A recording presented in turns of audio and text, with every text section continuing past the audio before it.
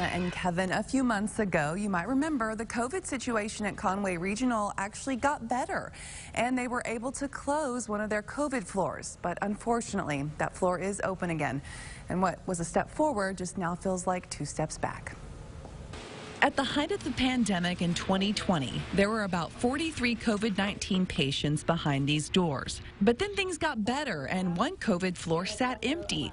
But that didn't last long. It was like a gut punch to have to consider opening up those units. Census-wise, we're roughly back to where we were last year, kind of in the midst of everything. Nurse Hannah Ray has been on the front line since the beginning.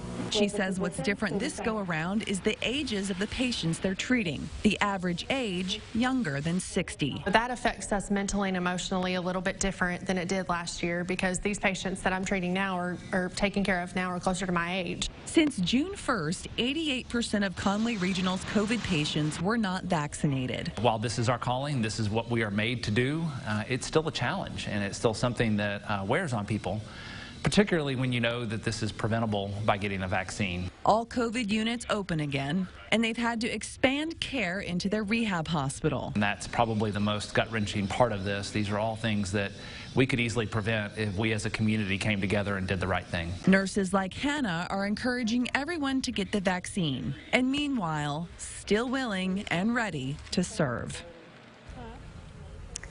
Now, Conway Regional says the small number of COVID patients who have been vaccinated tend to have less symptoms and are less ill or critically ill than those who are not vaccinated. Donna and Kevin.